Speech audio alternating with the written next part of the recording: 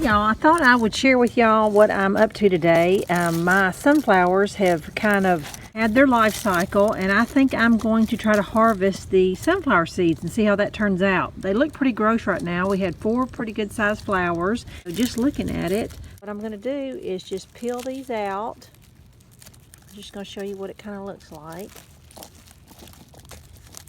See how that works. Okay, I'm going to show you how much I was actually able to get out of the flowers. I got at least a third of a bag of a grocery bag. So I've got lots of sunflowers to play with. Okay, this is my bowl of sunflower seeds. I got them all inside, and there may be a few little, sunflower bits, but those will all be picked out by the time it's all said and done. So that's about a cup of salt, something like that. If with this many sunflower seeds, you need at least a cup of salt. And then I'm going to fill it level full of water. I put my salt in my bowl, added the water to it, and then realized I had a way too small container. So I went ahead and got this little dish pan, put all the seeds and salt water in here. Now these seeds are going to sit overnight, at least about 12 hours or so. They're going to plump up, and then we'll be ready to drain them, strain them tomorrow, and then we'll roast them, and they'll be almost done. So I'll get back with you tomorrow. Okay, I have my seeds drained now, and I laid them out on 2 big cookie sheets.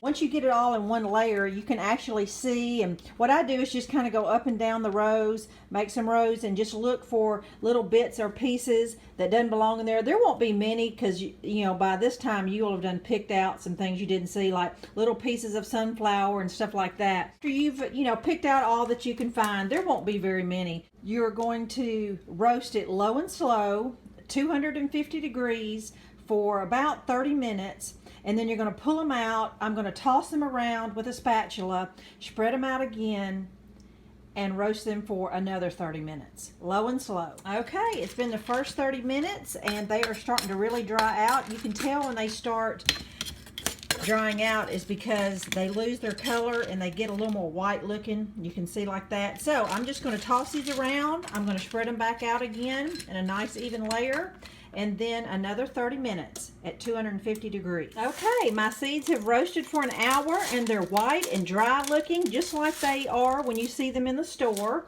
Now, just like air pop popcorn, if you don't spray a little oil or something on them, any seasoning you use will not stick to it. So this is what I usually use. It's just the spray, cooking spray. Now, you can certainly put some oil in your hands and just work the seeds away. Now, this is where you can customize it. You can use some Mexican seasoning, garlic and herb, some kind of Cajun spice.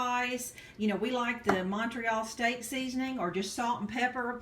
Now, it only take about a teaspoon for each tray, because they've already been soaked in salt water, and they already have a little bit of a salty taste, but certainly could have used a little more. So just use caution when you are seasoning them up, because you don't want to over season them. Now what I'm going to do is just bag a few up and show you how I would give these as a gift. Okay, I've shown this little treat bag before, but a lot of times what I do is I buy just the little fold over sandwich baggies, and I cut the little flap loose, and a lot of times that gives me a good ½ inch to an inch taller bag. And now of course you could cut the Ziploc off if you needed to, but with these sunflower seeds, I just made a little tag. I have a little daisy punch, and I just punched a couple of them and cut the points to make it kind of look more like a sunflower, and wrote salt and pepper on there, and I'll show you the snack all bagged up. So there you go, friends. That's how simple it is to harvest your own sunflowers and turn them into a fall time snack for friends. Don't forget your sunflower seeds next spring.